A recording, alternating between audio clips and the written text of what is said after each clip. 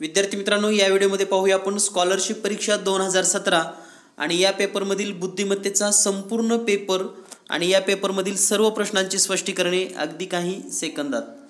तर विद्यार्थी मित्रांनो, जर तुम्हाला राज्य किंवा जिल्हा मेरिट यायचं असेल तर यापूर्वीचे सर्व पेपर स्पष्टीकरण पाहून घ्या। या चॅनलवर तुम्हाला आतापर्यंत झालेली सर्व पेपरची स्पष्टीकरणे पाहायला मिळतील। पाहूयात आजचा पेपर लगेच। विद्यार्थी मित्रांनो, या व्हिडिओमध्ये पाहूया आपण पूर्व उच्च प्राथमिक शिष्यवृत्ती परीक्षा म्हणजेच इयत्ता 5वी स्कॉलरशिप आणि या परीक्षेतील बुद्धिमत्ता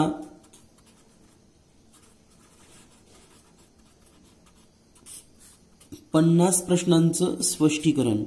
तर आजचा पेपर आहे फेब्रुवारी 2017। यापूर्वी आपण गणिताचा पेपर दिलेला आहे, तो आपण पाहिला नसेल तर या चॅनलवर तुम्हाला हे सर्व पेपर पाहायला मिळतील।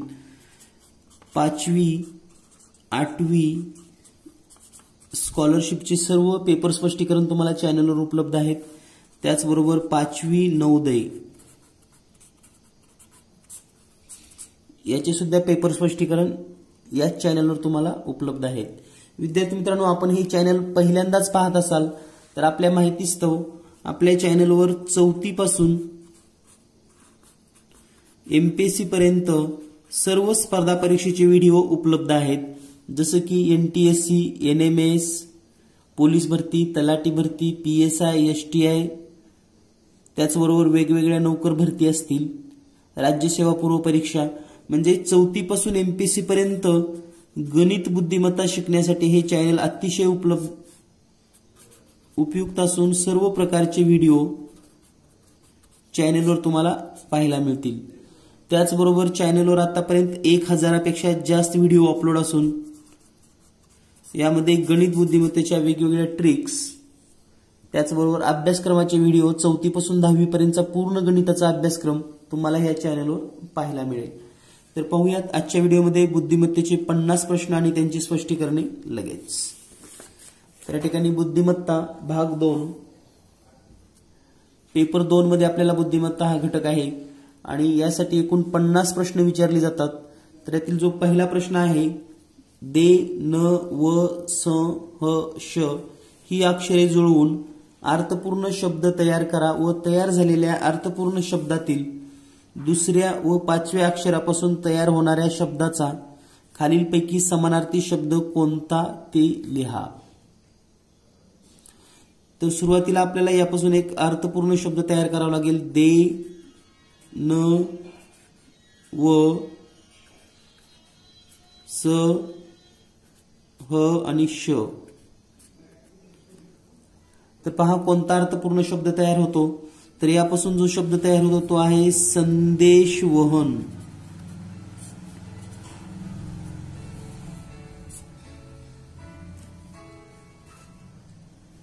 तर या संदेशवहनला जर आपण क्रमांक दिले 1 2 3 4 5 6 तर यापासून दुसरा शब्द दे आणि 5वा शब्द ह, देह शब्द तयार होतो आणि देहचा समानार्थी शब्द या ठिकाणी जर आपण पाहिला तर तो आहे काया, म्हणजेच पर्याय क्रमांक 3 उत्तर बरोबर आहे। तर पहा, विचार आपल्याला करता आला पाहिजे, लवकरात लवकर नवीन शब्द सुचला पाहिजे आणि दिलेल्या अक्षरापासून शब्द तयार केल्यानंतर मग त्यापासून कोणत्या क्रमांकाची अक्षरे घ्यायची ते आपल्या लक्षात आल्यानंतर तुम्ही हा प्रश्न अगदी सेकंदामध्ये सोडवू शकतात। यानंतर पाहूया पुढील प्रश्न, वरील संख्या मालिकेत 3 ने भाग जाणाऱ्या संख्यांचा चढता क्रम लावल्यास मध्यभागी कोणती संख्या येईल। तर या ठिकाणी पहा, 3 ने भाग जाणाऱ्या संख्या सुरुवातीला आपण समजून घेऊयात। तर या ठिकाणी 900 900 3 ने भाग जातो, 1 4 6 याला जात नाही, 2 2 2 यालाही 3 ने भाग जातो, 522 याही अंकाची बेरीज 9 येते, यालाही 3 ने भाग जातो, 106 यालाही 3 ने भाग जातो, त्यानंतर 351 यालाही 3 ने भाग जातो। तर ह्या 1 2 3 4 5 संख्या आहेत, यांचा चढता क्रम लावूयात आपण। चढता क्रम म्हणजे सुरुवातीला लहान 105, त्यानंतर 222, त्यानंतर 351, त्यानंतर 522 आणि शेवटची येईल 900। तर पहा या 2 आणि ह्या शेवटच्या 2 सोडल्या तर मध्यभागी येतं 351, म्हणजे मध्यभागची संख्या आहे 351, पर्याय क्रमांक 3. यानंतर पाहूया आपण पुढील प्रश्न. वरील अक्षर मालिकेमध्ये उजवीकडून 25वे, 12वे, 22वे, 18वे अक्षर घेऊन एक अर्थपूर्ण शब्द तयार करा व त्यातील पहिले अक्षर सांगा. आता उजवीकडून म्हणजे या बाजूला उजवी बाजू, आपला उजवा हात म्हणजे उजवी बाजू आणि ही आहे डावी. तर आपल्याला उजवीकडून 25वा अक्षर म्हणजे इकडून जर आपण मोजलं तर 25 अक्षर म्हणजे 25वे अक्षर येतं ए. त्यानंतर 12वे अक्षर हे 5 आणि 5 10 1 2 म्हणजे 12वे अक्षर येतं एन. त्यानंतर 22वे अक्षर 5 5 5 5 21 आणि 22 म्हणजे डी. आणि त्यानंतर 18वे अक्षर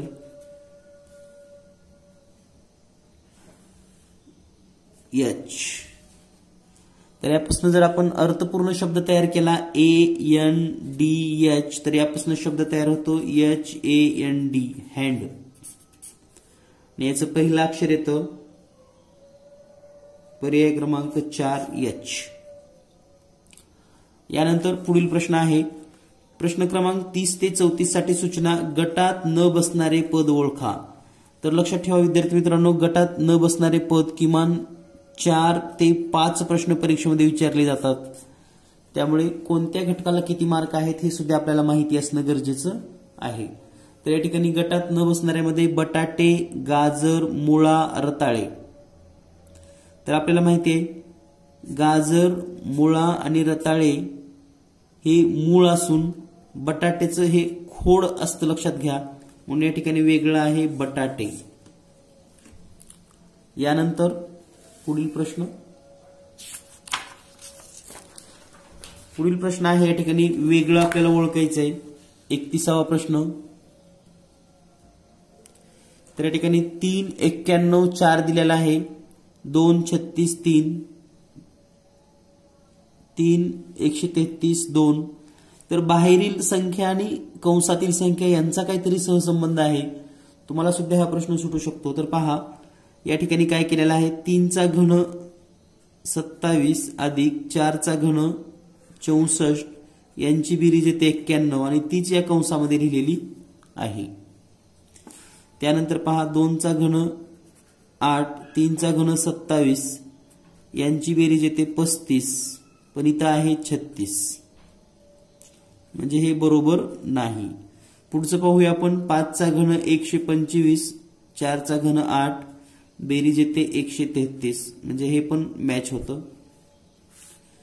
4 चा घन 64 अधिक 5 चा घन 125 बेरीज येते 189, म्हणजे हे पण बरोबर आहे. म्हणजे या ठिकाणी गटात न बसणारं पद आहे पर्याय क्रमांक 2.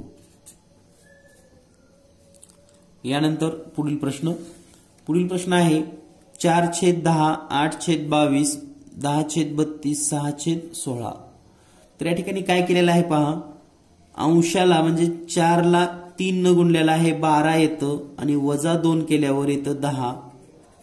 तेच 10 छेदामध्ये आहे. त्या पद्धतीनं 8 ला 3 न गुणा, 8 त्रिक 24 वजा 2 करा, तुम्हाला मिळेल 22. तेच छेदामध्ये दिसेल. त्याच पद्धतीने इथं जर पाहिलं तर 6 गुणिले 3 18 वजा 2 करा, आपल्याला मिळेल 16. तो अंश छेदामध्ये या ठिकाणी लिहिलेला आहे. या ठिकाणी मात्र काय होईल. 10 गुणिले 3 30. आता या ठिकाणी 32 लिहिलेला आहे, यायला पाहिजे होतं वजा 2 केल्यानंतर 28, पण लिहिले 32, म्हणजे वेगळा पर्याय आहे 2, पर्याय क्रमांक 2. यानंतर पुढील प्रश्न आहे. विधू, भानू, मित्र आणि अर्क. तर लक्षात घ्या विधू, भानू, अर्क आणि मित्र हे 4 शब्द जरी आपल्याला दिसायला सारखे दिसले असतील तर यामध्ये जो वेगळा आहे तो म्हणजे विधू. कारण मित्र, अर्क आणि भानू हे समानार्थी शब्द आहेत, म्हणून वेगळा आहे पर्याय क्रमांक 1. यानंतर पुढील प्रश्न. आकृत्यामध्ये आपल्याला वेगळी आकृती शोधायची आहे. तर पहा, थोडं निरीक्षण केल्यानंतर आपण जर असं घड्याळाच्या दिशेने विचार केला, घड्याळाच्या दिशेने, तर स्वस्तिक झाली की फुली आहे, घड्याळाच्या दिशेने स्वस्तिक झाली की फुली आहे, घड्याळाच्या दिशेने स्वस्तिक झाली की फुली आहे. परंतु इथे घड्याळाच्या दिशेने स्वस्तिक झाले की त्रिकोण आहे. लक्षात घ्या, पहा, स्वस्तिकच्या पुढे फुली, स्वस्तिकच्या पुढे फुली, स्वस्तिकच्या पुढे फुली, स्वस्तिकच्या पुढे घड्याळाच्या दिशेने आपण पाहिलेला आहे. तर इथे त्रिकोण आहे म्हणजे वेगळी आकृती आहे. पर्याय क्रमांक 4. यानंतर पुढील प्रश्न.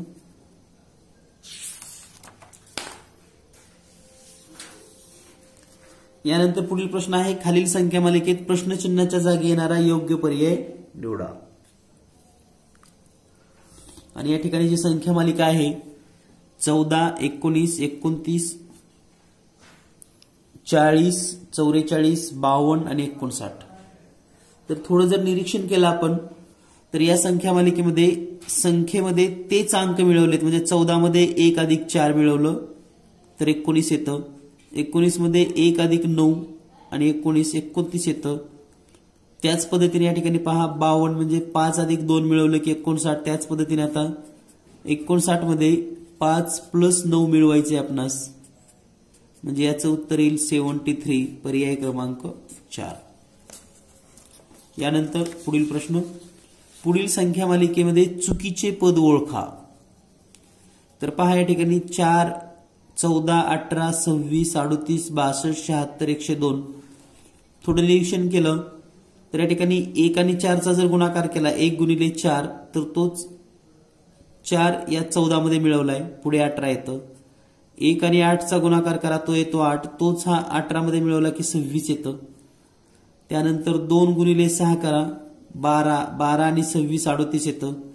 3 गुणिले 8 केला आपण तर या ठिकाणी 62 येतं. आता या ठिकाणी मात्र 6 गुणिले 2 म्हणजे 12 अधिक 62, तर पुढे 74 यायला पाहिजे, पण इथं आलेला आहे 76. आणि म्हणून या ठिकाणी जे वेगळं पद आहे ते आहे पर्याय क्रमांक 3, 76. यानंतर पुढील प्रश्न, दिलेल्या अक्षर मालिकेत प्रश्नचिन्हाच्या जागी अक्षरांचा कोणता समूह येईल. पहा, थोडं सुरुवातीला हे निरीक्षण करून पाहायचा किती अक्षर आलेले आहेत, कोणती कोणती आहेत. तर ए नंतर 2 सी लिहिलेले आहेत, एक गट झाला तयार. पहा, ए नंतर 3 डी, पुन्हा ए नंतर ई लिहिलेला आहे आणि त्यानंतर एफ किती आहेत पहा, 1, 2, 3, 4, 5, 6. तर थोडं जर कॉमनली विचार केला तर इथं 2 सी आलेला आहे, 3 डी आलेला आहे. आता इथं 4 ई जर घेतलं, 4 ई जर आपण घेतलं तर F5 यायला पाहिजे, पण ऑलरेडी इथं F1, 2, 3, 4, 5, 6 आहेत. म्हणजे याचा अर्थ ई या ठिकाणी 5 वेळेस घ्यावा लागेल, म्हणजे या ठिकाणी पण ईच असेल. ई ई ई ई आणि ई, आणि पुन्हा या ठिकाणी ए असेल. आता ई 5 वेळेस जर घेतलं तर F, म्हणजे ह्या मूळ संख्या दिसत आहेत, म्हणजे F 7 वेळेस, म्हणजे या ठिकाणी 1, 2, 3, 4, 5, 6 वेळेस तर आहेच, म्हणजे 1 F. म्हणजे आपलं उत्तर असेल EAF. पर्याय क्रमांक 3. यानंतर पुढील प्रश्न आहे आकृत्यांचा आपल्याला एक क्रम दिलेला आहे आणि त्या क्रमाने येणारी पुढची आकृती शोधायची. तर पहा, माशाचं तोंड इकडं आहे या दिशेला, पुन्हा वर गेलेला आहे, पुन्हा इकडं आलेला आहे, पुन्हा इकडं आलेला आहे.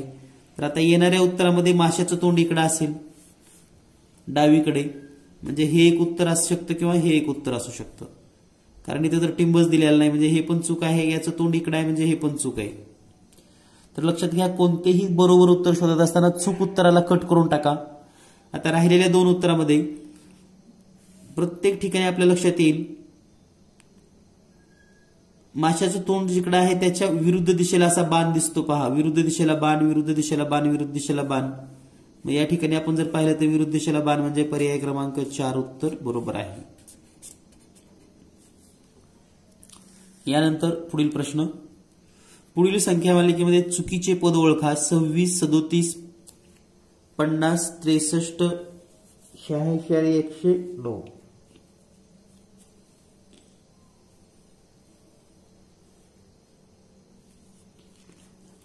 तर पहा, यामध्ये जर थोडं निरीक्षण केलं आपण तर एक गोष्ट आपल्याला जाणवेल ती म्हणजे या दोन्हीमध्ये +11चा फरक आहे, या दोन्हीमध्ये +13चा फरक आहे, या दोन्हीमध्ये पहा इथं आता 11चा 13चा मूळ संख्येचा फरक आहे, इथं पण +13चाच फरक आहे. मग हा फरक चुकत जातो. म्हणजे या ठिकाणी जर 17चा फरक असता म्हणजे 50 अधिक 17 असतं तर या ठिकाणी 67 आलं असतं. म्हणजे या ठिकाणी अपेक्षित होतं 67.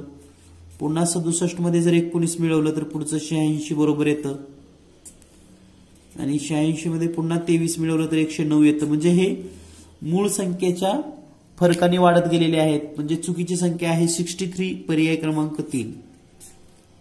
तर 5वीच्या विद्यार्थ्यांनो लक्षात घ्या, हा पेपर पाहिल्यानंतर तुम्हाला लक्षात यायला हवाय की इतक्या काठिण्य पातळीचे पेपर आपल्यालाही परीक्षेमध्ये असू शकतात. आणि पुन्हा सांगतो, तुम्हाला जर राज्य स्तरावर किंवा जिल्हा स्तरावर गुणवत्ता यादीमध्ये यायचं असेल तर नक्कीच यासारखे पेपर तुम्ही सोडवा.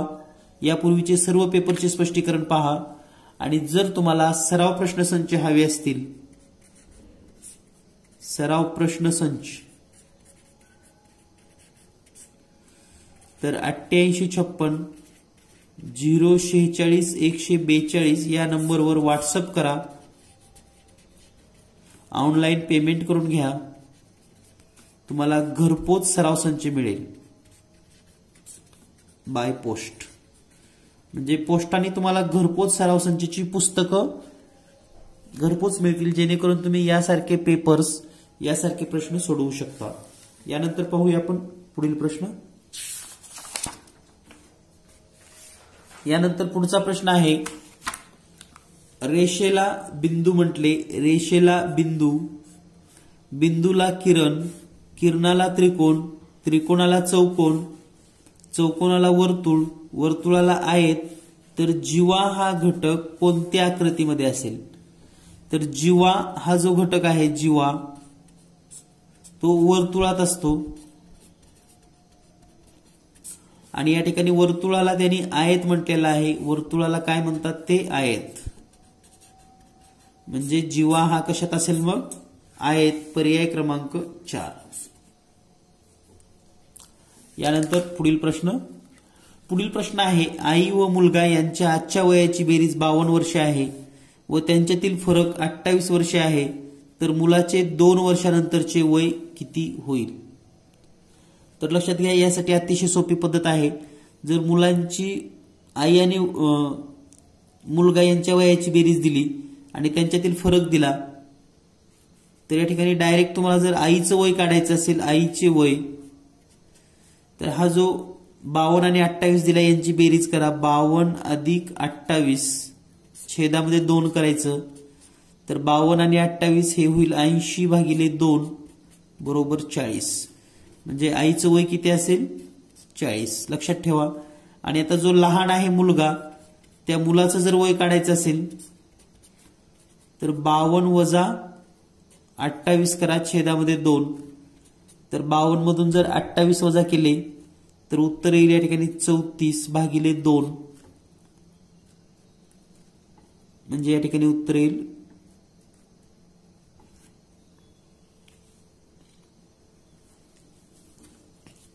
24 वजाबाकी 24 येईल आणि भागाकार येईल 12. म्हणजे मुलाचं वय आहे 12 वर्ष. तर पहा, आता आईचं वय आहे 40. म्हणजे आपण आता यानंतर कोणताही प्रश्न सोडवू शकतो. आईचं वय 40, मुलाचं वय 12. तर ही ट्रिक लक्षातच ठेवा. जर दोघांच्या वयाची बेरीज दिली असेल आणि त्यांच्या वयातील फरक दिला असेल तर मोठ्या व्यक्तीचं वय काढत असताना दोन्हीची बेरीज करून 2 ने भागायचं, लहान मुलाचं वय काढत असताना दोन्हीची वजाबाकी करून 2 ने भागायचं. तर आपल्याला विचारले 2 वर्षानंतर, मुलाचे 2 वर्षानंतरचे वय किती असेल? आज तो 12 वर्षाचा आहे, आणखी 2 वर्षांनी त्या मुलाचं वय असेल 14 वर्ष. म्हणजेच पर्याय क्रमांक 3 हे उत्तर या प्रश्नाचं बरोबर आहे. यानंतर पुढील प्रश्न. पुढील प्रश्न आहे दररोज एक पेपर याप्रमाणे सोमवारी भाषा विषयाने परीक्षेची सुरुवात झाली. मराठी व इंग्रजी या विषयाच्या परीक्षेच्या पेपर दरम्यान परिसर 2 विषयाचा पेपर होता. इंग्रजी विषयाच्या पेपर नंतर गणित विषयाचा पेपर होता. परिसर 2 नंतर तिसऱ्या दिवशी परिसर 1 या विषयाचा पेपर होता. तर गणित विषयाचा पेपर कोणत्या वारी होता? तर या ठिकाणी दररोज या 1 या विषयाप्रमाणे परीक्षा सुरुवात झाली. या ठिकाणी एकूण 5 विषय आलेले आहेत पहा. मराठी, इंग्रजी, गणित, परिसर अभ्यास 1, परिसर अभ्यास 2. तर सुरुवात झालेली आहे सोमवारी भाषा म्हणजेच मराठी. जर आपण या ठिकाणी असं लिहिलं सोमवार, मंगळवार, बुधवार, गुरुवार आणि शुक्रवार. तर सुरुवातीला कोणता विषय आहे? मराठी. त्यानंतर पुढची माहिती वाचा. मराठी व इंग्रजी या विषयाच्या दरम्यान परिसर 2 आहे. आता मराठी जर सुरू झाला असेल तर त्यांच्या दरम्यान म्हणजे इंग्रजीच्या, तर बुधवारी इंग्रजी यांच्या दरम्यान परिसर 2 हा पेपर झाला. त्यानंतर इंग्रजी विषयाच्या पेपर नंतर गणिताचा पेपर होता. इंग्रजी नंतर या ठिकाणी गणित होतं आणि परिसर 2 नंतर तिसऱ्या दिवशी म्हणजे 1, 2, 3 तिसऱ्या दिवशी परिसर 1 होता. तर ही सर्व विषयाची आपल्याला वारं माहिती झालेली आहेत. म्हणजे परीक्षेत जर असा प्रश्न आला तर तुम्हाला ही मांडणी करणं किंवा करता येणं गरजेचं आहे. तर या ठिकाणी पहा, आता प्रश्न विचारलाय आपल्याला गणित विषयाचा पेपर कोणत्या वारी होता? तर गणित होता गुरुवारी, पर्याय क्रमांक 3. यानंतर पुढील प्रश्न, दीक्षाची आई माझ्या आईला आई म्हणते, तर दीक्षा माझी कोण? तर पहा, ही दीक्षा आहे. दीक्षाची आई आणि इथं मी म्हणजे माझ्या आईला म्हणजे हिची जी आई असेल हिलाच ही पण आई म्हणते. म्हणजे याचा अर्थ या आईच्या ही एक मुलगी आहे. आता ही मी कोण आहे माहिती नाही, मुलगा आहे का मुलगी, परंतु आता तिची मुलगी दीक्षा कोण असेल तर ही असेल भाची, म्हणजेच पर्याय क्रमांक 4.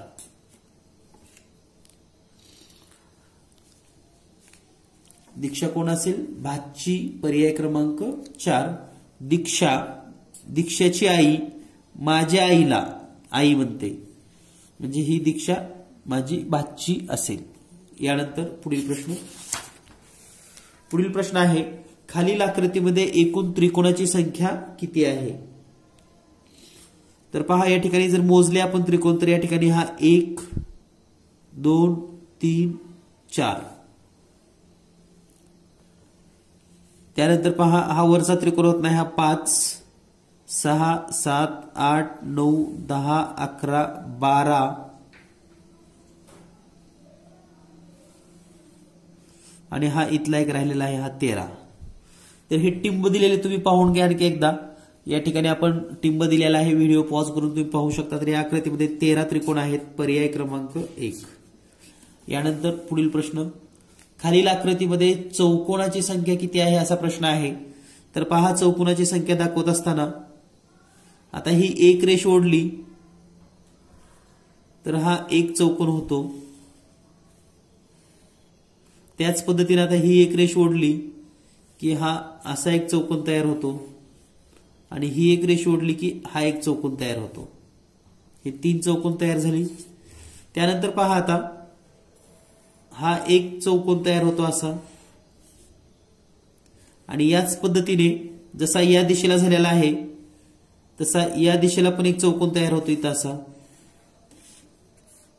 आणि तसाच चौकोन या दिशेला एक होतो. म्हणजे हे 3 आणि 3 6 चौकोन या आकृतीमध्ये आहेत. पर्याय क्रमांक 1 उत्तर बरोबर आहे.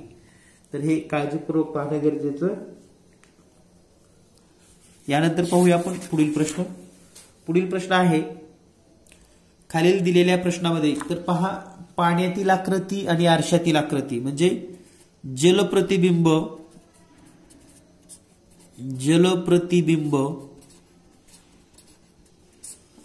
आणि आरशातील आकृती, तर याचे किमान 2 आणि 2 हे 4 प्रश्न तुमच्या हक्काचे आहेत, लक्षात घ्या. म्हणजे 8 गुण तुम्हाला आजच मिळालीत असं समजा.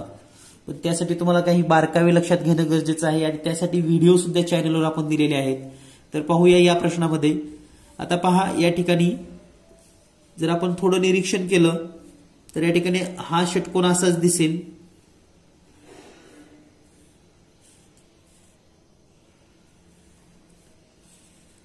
आणि हा यन इथंच दिसणार आहे, तर यन असा दिसेल या ठिकाणी. पहा या पद्धतीने.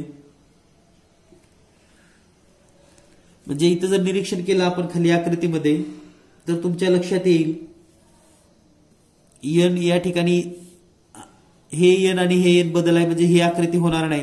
हे यन आणि हे यन म्हणजे या ठिकाणी सेम आहे, हे तर चुकीचंच आहे. म्हणजे हे 2 पर्याय चुकले. तर चुकलेले पर्याय आधीवर कॅन्सल करायला शिका. आता राहिला यम, तर यम या ठिकाणी हा असाच दिसेल. आता या ठिकाणी हे डब्ल्यू दिसतं, म्हणजे हे चूक आहे आणि हे बरोबर आहे. म्हणजे यासारखी प्रश्न सोडवत असताना बरोबर शोधण्यापेक्षा चुकीचे पर्याय अगोदर शोधा, चुकीच्यांना कट करून टाका आणि चुकलेले कट केले की ऑटोमॅटिक बरोबर शिल्लक राहतात. यानंतर पहा पुढील आकृती. तर या ठिकाणी प्रश्न आकृती दिलेली आहे 47 मध्ये. थोडं जर निरीक्षण केलं तुम्ही तर हे इथंच ई असणार आहे. तर पहा इथं डी आहे आणि हे ई उलट दिलंय, म्हणजे सेम ई दिलेला आहे. म्हणजे हे पर्याय 2 चुकीचे आहेत. आता या दोन्हीमध्ये जर विचार केला आपण तर या षटकोनामध्ये ही रेष ई कडे आहे, तसंच या षटकोनामध्ये ही रेष ई कडे, म्हणजे पर्याय क्रमांक 4 उत्तर बरोबर आहे. हे चुकीचं आहे. यानंतर पाहूया आपण पुढील प्रश्न. पुढील प्रश्न आहे आपल्याला या ठिकाणी जल आकृती शोधायची आहे, म्हणजे जल प्रतिबिंब शोधायचं आहे. तर पुन्हा सांगितलेल्या ट्रिक प्रमाणे लक्षात घ्या. या ठिकाणी असा हा गोल असेल, म्हणजे जलच्या जवळच असा हा गोल आहे आणि त्याच्यामध्ये असा आहे. तर अशी आकृती इथं तर नाही. ह्या 2 आकृत्या चूक झाल्या, राहिल्या या 2 आकृत्या. आता या 2 आकृत्यामध्ये जर थोडं निरीक्षण केलं आपण तर पहा या त्रिकोणातली ही रेष शेवटपर्यंत नाही, इथं शेवटपर्यंत रेष दिली आहे, म्हणजे हे चूक आहे, हे बरोबर. म्हणजे चूक शोधता आला ना तर बरोबर ऑटोमॅटिक पर्याय शिल्लक राहतात, हे लक्षात घ्या. त्यानंतर पुढील आकृतीमध्ये जर पाहिलं आपण तर या ठिकाणी हे असंच वर्तुळाकार इथं असणार आहे आकृती. हे आपल्या नजरेसमोर अशा आकृत्या तयार करता आल्या पाहिजेत. त्यानंतर पहा हे असं इथं येऊन इकडे गेलेलं आहे आणि ही रेष इथून या दिशेला आलेली आहे. तर आता ही आकृती तर नाही, हे इकडल्या दिशेला आहे, म्हणजे हे पण नाही, हे बरोबर आहे, म्हणजे पर्याय क्रमांक 3. आणि हे तरी तर असं काढल्यामुळे हे चुकच आहे. राहिला पर्याय क्रमांक 3च. म्हणजे जरी उत्तर आलं तरी इतर चुकीचं आहे का नाही हे खात्री केल्याशिवाय उत्तर लिहू नका. यानंतर पुढील प्रश्न. पुढचा प्रश्न आहे सहलीला गेल्यावर शुभम गडाच्या भिंतीवर टोकदार वस्तूने नाव कोरू लागला. या प्रसंगी तुम्ही काय कराल? मित्र म्हणून मी माझे हे नाव कोरण्यास सांगेन. पहा या ठिकाणी प्रसंगावधानानुसार आपल्याला काही सामाजिक आणि भावनिक बुद्धिमत्ता यामध्ये आपल्याला हा प्रश्न विचारला जातो. सहलीला गेलेला शुभम गडाच्या भिंतीवर टोकदार वस्तूने नाव कोरू लागला. या प्रसंगी तुम्ही काय कराल? मित्र म्हणून माझे हे नाव कोरण्यास सांगेन. असं करू नका, कारण हे चुकीचंच वाक्य आहे. सार्वजनिक ऐतिहासिक वस्तूचे जतन करण्याविषयी समजावेन. त्याला लिहिण्यास सहकार्य करणार नाही. त्याला भिंतीवर लिहिण्याची जबरदस्ती करेन. तर पर्याय क्रमांक 2 हा पर्याय अतिशय उत्तम आहे. सार्वजनिक ऐतिहासिक वस्तूवर काहीही लिहू नये यासाठी त्याला समजावेन. यानंतर पुढील प्रश्न क्रमांक 51 ते 55. पुढील प्रश्नामध्ये पहिल्या व दुसऱ्या पदाचा जसा संबंध आहे तसाच अगदी तिसऱ्या आणि चौथ्या पदात आहे. हा संबंध ओळखून योग्य पर्याय निवडा. तर यामध्ये सर्वात महत्वाची गोष्ट आहे की यासारखे किमान 5 प्रश्न परीक्षेमध्ये असतात. मग यामध्ये शाब्दिक आहे, सांख्यिक आहे, आकृत्याचा आहे. तर तो सहसंबंध ओळखून आपण सेकंदामध्ये प्रश्न सोडवू शकतो. तर पहा पहिला प्रश्न आहे 51 नंबर. मोरो त्र्यंबक पिंगळे प्रधान निराजी रावजी. तर शिवाजी महाराजाच्या अष्टमंडळामध्ये मोरो त्रिंबक पिंगळे हे प्रधान म्हणून कार्यरत होते, तर निराजीरावजी हे न्यायाधीश या पदावर होते. पर्याय क्रमांक 1. यानंतर पुढील प्रश्न आहे 21 जून आपल्याकडील सर्वात मोठा दिवस, तर 22 डिसेंबर म्हणजे आपल्याकडील सर्वात मोठी रात्र.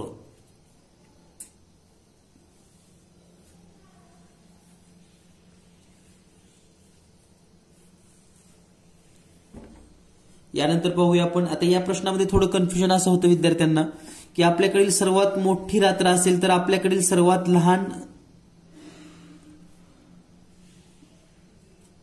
लहान रात्र आणि मोठी रात्र असं कन्फ्युजन असतं.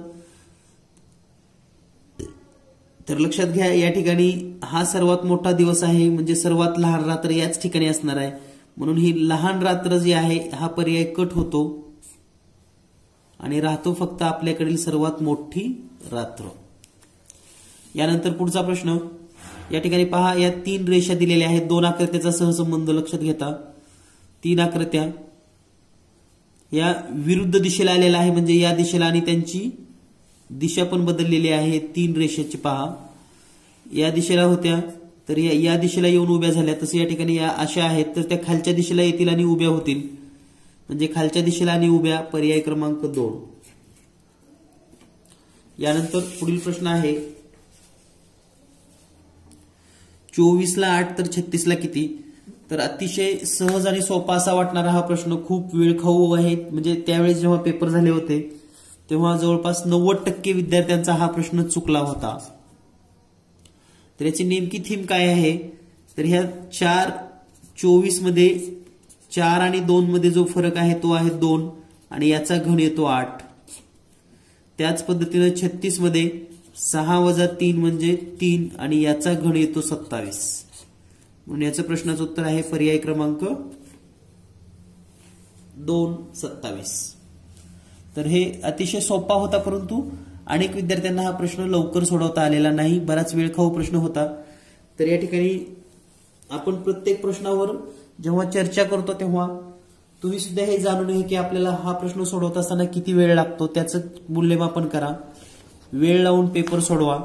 यानंतर पाहूया आपण पुढील प्रश्न. पुढील प्रश्न आहे 39, 27, 48, 45, 18, 45. तर पुढे काय, तर थोडं जर निरीक्षण केलं पहा, 39, 27 आणि दुसरी संख्या आहे 48, 45. तर या ठिकाणी पहा +1 केलेला आहे. 3 मध्ये +1 4, 9 मध्ये -1 8, 2 मध्ये +2 4, 7 मध्ये -2 5. पुन्हा एकदा या ठिकाणी समजून घेऊयात आपण. तर पुन्हा समजून घ्या, 3927 ला 4845 लिहिले. तर या ठिकाणी पहा 3 मध्ये +1 4, 9 मध्ये -1 8, 2 मध्ये +2 4, 7 मध्ये -2 5. अगदी त्याच पद्धतीने या ठिकाणी पहा, आता पहिल्यांदा +1 -2 +2 -2. तर या ठिकाणी येईल +1 म्हणजे या ठिकाणी येईल 2, पुन्हा -1 म्हणजे 7, पुन्हा +2 म्हणजे 6 आणि -2 म्हणजे 5 मधून 2 गेले 3. तर उत्तर असेल 27, 63. पर्याय क्रमांक 1. यानंतर पुढील प्रश्न आकृतीस, खालील आकृतीस तंतोतंत जुळणारी म्हणजे जशाला तशी आकृती दिसणारी आपल्याला शोधायची आहे. तर हा अतिशय सोपा प्रश्न आहे, तुम्ही सुद्धा सहज सोडवू शकतात. तर या प्रश्नाचं उत्तर आहे पर्याय क्रमांक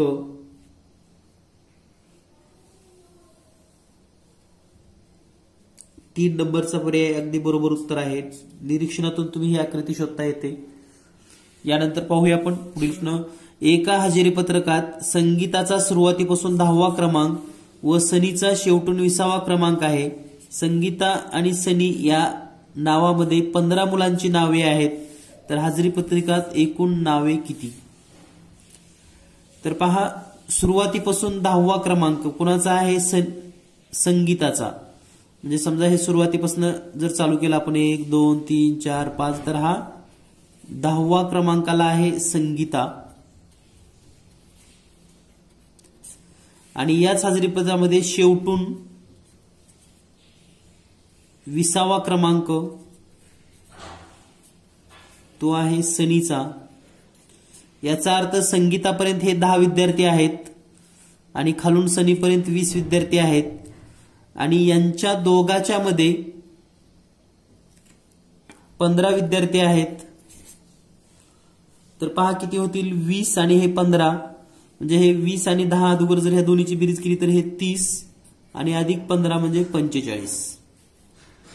तर या रांगेमध्ये एकूण किंवा या हजेरीपटावर एकूण 45 विद्यार्थी असतील।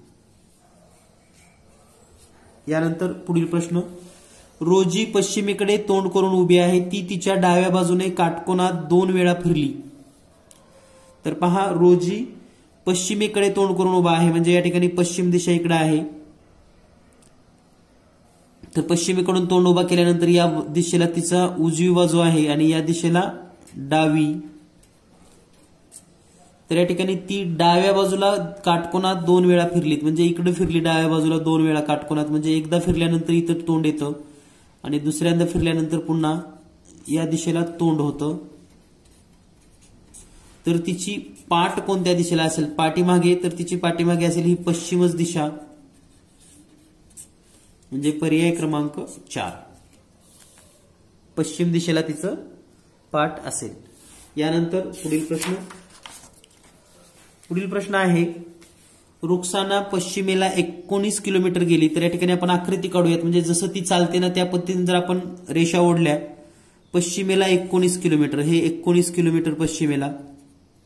त्यानंतर दक्षिणेला 13.5, पुन्हा दक्षिणेला इकडे या ठिकाणी 13.5, त्यानंतर पूर्वेला 7.5, म्हणजे पुन्हा पूर्व दिशेला 7.5, नंतर उत्तरेला 13.5, म्हणजे पुन्हा उत्तरेला 13.5। तर मूळ ठिकाणापासून किती अंतर आहे, तर आपल्याला हे अंतर काढायचं आहे। तर पहा हा एक आयत तयार झालेला आहे, 13.5, 13.5, 7.5, म्हणजे या ठिकाणी पण हे 7.5 असेल। तर आपल्याला हे अंतर शोधायचं आहे, म्हणजे 19 मधून आपण 7.5 वजा करूयात आणि ही वजाबाकी केल्यानंतर आपल्याला उत्तर येतं 11.5 किलोमीटर, पर्याय क्रमांक 3 11.5 किलोमीटर, पर्याय क्रमांक 3। यानंतर पुढचा प्रश्न आहे, मंदाचा जन्म 8 जुलै 2007 ला रविवारी झाला, तर तिचा दुसरा वाढदिवस कोणत्या वारी येईल? तर पहा 8 जुलै 2007 ला जन्म झाला आहे, तर आता पहिला वाढदिवस म्हणजे 9 जुलै 2008 ला, पण वार आता पहा हे लीप वर्ष असल्यामुळे 2 दिवस पुढे जाईल, म्हणजे रविवार नंतर सोमवार ड्रॉप होईल आणि या ठिकाणी येईल मंगळवार, आणि पुढचा हा पहिला वाढदिवस आहे, फर्स्ट बर्थडे। आता सेकंड बर्थडे पुन्हा 9 जुलै 2009 या ठिकाणी असेल बुधवार, म्हणजे या प्रश्नाचं उत्तर आहे पर्याय क्रमांक 4। यानंतर पाहूया आपण पुढील प्रश्न आहे, एके वर्षी 2 ऑगस्टला बुधवार होता, तर त्या वर्षामध्ये 4 सप्टेंबरला कोणता वार असेल? तर पहा 2 ऑगस्ट झाले की लगेच सप्टेंबर असतो, तर या ठिकाणी +7 करूया आपण, 9 ऑगस्टला पुन्हा तोच वार, +7 16 ऑगस्टला तोच वार, +7 23 ऑगस्टला तोच वार, +7 30 ऑगस्टला पण तोच वार। तर पहा आता 30 ऑगस्टला बुधवार, 31 ला गुरुवार, 1 ला शुक्रवार, 2 ला शनिवार, 3 ला रविवार आणि 4 ऑगस्टला असेल सप्टेंबर, म्हणजे 1 सप्टेंबरला शुक्रवार, 2 सप्टेंबरला शनिवार, 3 सप्टेंबरला रविवार, 4 सप्टेंबरला सोमवार, म्हणून या प्रश्नाचं उत्तर येईल पर्याय क्रमांक 4। यानंतर पुढील वेन आकृतीवरचा प्रश्न आहे, पुढील आकृती काळजीपूर्वक पहा। या ठिकाणी त्रिकोण, चौकोन, वर्तुळ दिलेले आहेत। वर्तुळ, त्रिकोण, चौकोन तिन्हीमध्ये असणारा अंक, म्हणजे ह्या तिन्ही आकृतीमध्ये असणारा अंक पहा, हा मध्यभागचा आहे 4, पर्याय क्रमांक 3। यानंतर पाहूया आपण पुढील प्रश्न. पुढील प्रश्न आहे प्रश्नचिन्हाच्या जागी येणाऱ्या संख्येचा अंक शोधा. म्हणजे या ठिकाणी जर निरीक्षण केलं आपण 8, 5, 9, 7, 2, 25, 9, 7 प्रश्नचिन्ह. तर या ठिकाणी आहे 8, हे आहे 5, 9, 7, 2, 25, 9, 7 आणि या ठिकाणी प्रश्नचिन्ह आहे. तर आता हे शोधत असताना या दोन्ही मधला जर फरक काढला आपण 8 वजा 5 तर तो येतो 3 आणि त्याचा वर्ग म्हणजे हे 9. म्हणजे पहिल्या दोन संख्येतील फरक आणि त्याचा वर्ग शेवटच्या घरामध्ये आहे. त्याच पद्धतीने या ठिकाणी पहा 7 वजा 2 बरोबर 5 आणि 5 चा वर्ग 25. त्याच पद्धतीने या ठिकाणी येईल आता 9 वजा 7 बरोबर 2 आणि 2 चा वर्ग इथे येईल 4. म्हणून या प्रश्नाचं उत्तर आहे पर्याय क्रमांक 1. त्यानंतर प्रश्नाच्या सुरुवातीला 3 पदे दिलेली आहेत, त्याचे काही वैशिष्ट्ये आहेत, त्यामुळे त्यांचा एक गट तयार होतो आणि या गटात बसणारे पद पर्यायातून निवडायचे आपल्याला. तर किमान 4 प्रश्न असे असतात, गटात बसणारे पद आपल्याला निवडायचे आहे. गटात बसणारे तर पहा मोठे आतडे, जठर, लहान आतडे. आता हे सर्व श्वसन म्हणजे अन्ननलिकेचे किंवा पचन संस्थेचे भाग आहेत. तर पचन संस्थेमध्ये हृदय येत नाही, वक्र येत नाही, श्वानपटल येत नाही, राहिला फक्त ग्रासिका पर्याय क्रमांक 1. म्हणजे चुकीचे लवकर शोधा, बरोबर ऑटोमॅटिक निघून जातं. यानंतर पुढील प्रश्न. पुढचा प्रश्न आहे गंगा, महानदी आणि गोदावरी. तर गंगा, महानदी आणि गोदावरी या गटामध्ये कावेरी ही नदी बसते, कारण यांची जी दिशा आहे वाहण्याची ती एकच दिशा आहे, म्हणून कावेरी हा पर्याय इथे योग्य आहे. यानंतर पुढचा जर प्रश्न पाहिला आपण तर हे एल आकार आहे, त्याची फक्त दिशा बदलून तेच राहिलेलं आहे. पुन्हा त्याची दिशा बदलून असं आलेलं आहे. तर आता या ठिकाणी जर पाहिलं तर हे एल आकार नाहीच होत असं, म्हणजे हे चुकीचंच आहे.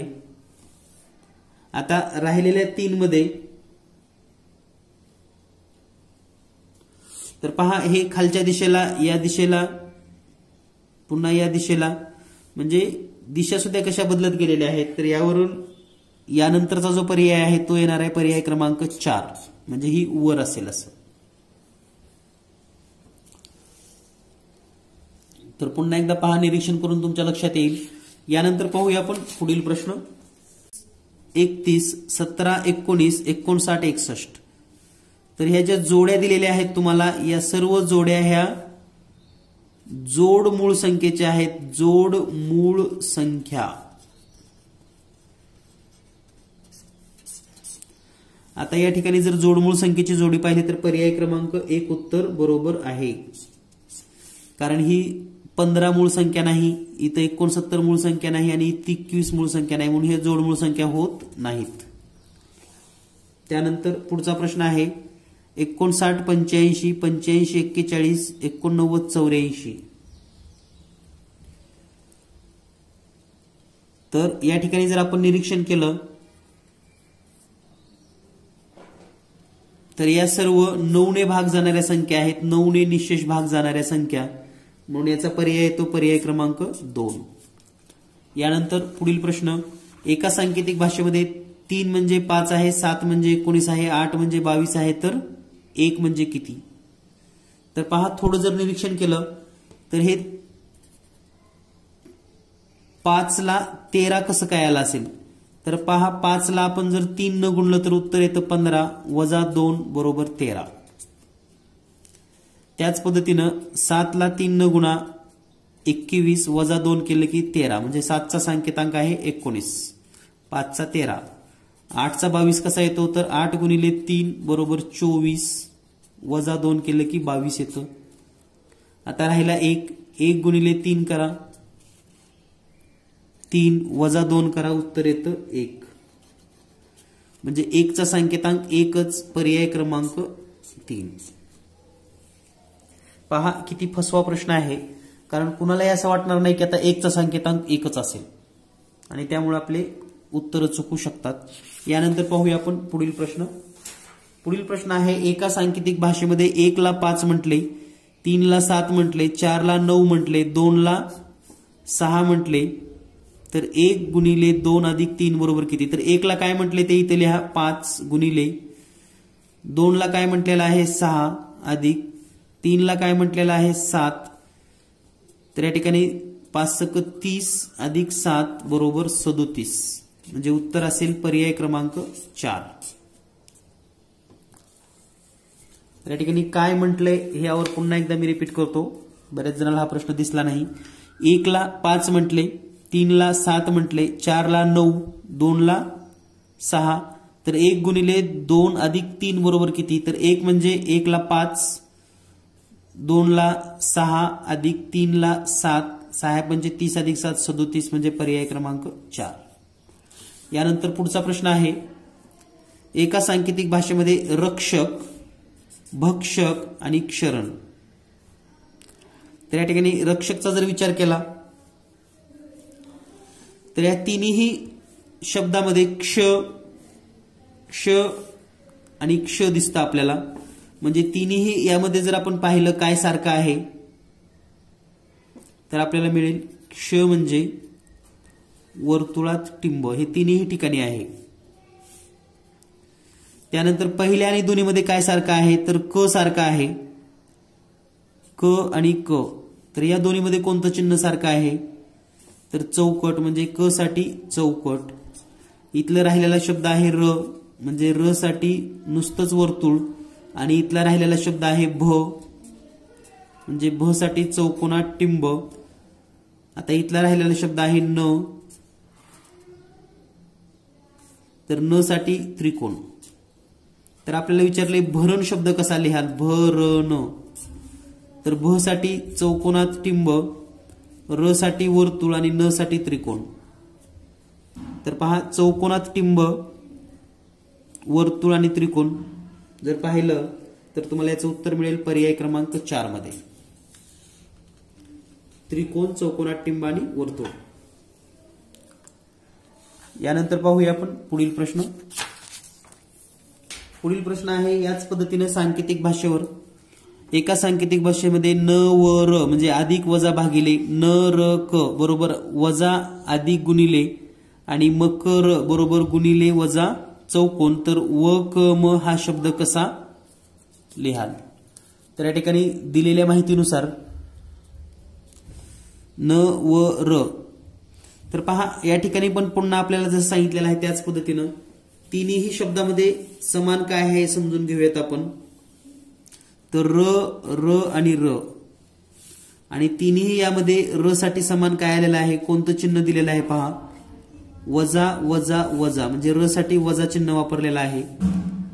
त्यानंतर पहिल्या दोन मध्ये पुन्हा न आणि न शब्द आहे. तर पहिल्या दोन मध्ये आणखी काय कॉमन आहे तर अधिक, म्हणजे न साठी चिन्ह आहे अधिक. आता इथला राहिलेला व, व म्हणजे भागाकाराचं चिन्ह इथलं राहिलेलंच, आणि इथं राहिलेलं क म्हणजे गुणाकार. त्यानंतर इथं म, क आणि र तर गेलेले आहेत. तर म बद्दल चौकट म्हणजे छोटी चौरस असेल. तर आता आपल्याला कोणता शब्द लिहायचा आहे, व क म, व क म. तर व ला काय आहे भागाकार, क ला आहे गुणाकार आणि म ला आहे चौकट.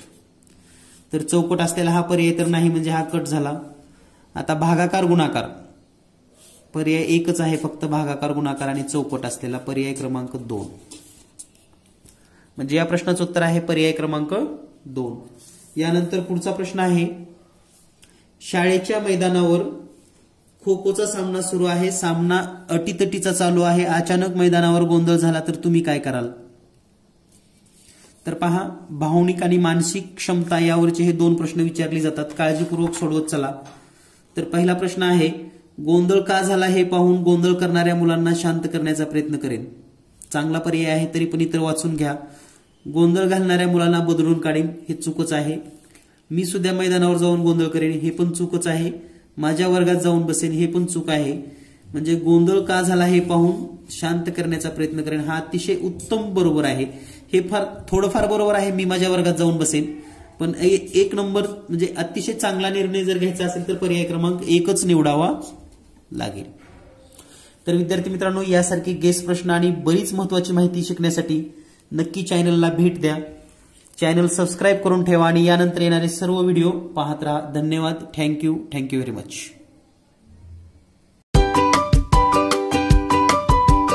विश्वासपूर्ण आणि दर्जेदार प्रवीण बनकर सरांचे genius maths publication. Genius maths publication म्हणजेच सर्व विद्यार्थी मित्रमैत्रिणींसाठी QR कोड असलेले महाराष्ट्रातील पहिले publication. Genius maths publication. Genius maths publication. दर्जेदार गेस प्रश्नसंच, मागील परीक्षेचा अभ्यासपूर्वक प्रश्न निर्मिती संच, सोप्या आणि कठीण पातळीनुसार प्रश्न रचना, पोलीस भरती विशेष सराव प्रश्न संच, जवाहर नवोदय विद्यालय सराव प्रश्न संच, पूर्व उच्च माध्यमिक शिष्यवृत्ती परीक्षा 5वी सराव प्रश्नपत्रिका, उच्च माध्यमिक शिष्यवृत्ती परीक्षा 8वी सराव प्रश्नपत्रिका, इयत्ता 8वी साठी pre secondary scholarship examination model question paper, 5वी साठी pre upper primary scholarship examination model question paper प्रत्येक बुक सेंटर मध्ये उपलब्ध. त्वरित मागवा आणि यशस्वी व्हा. Mobile number 8856 04 61 42.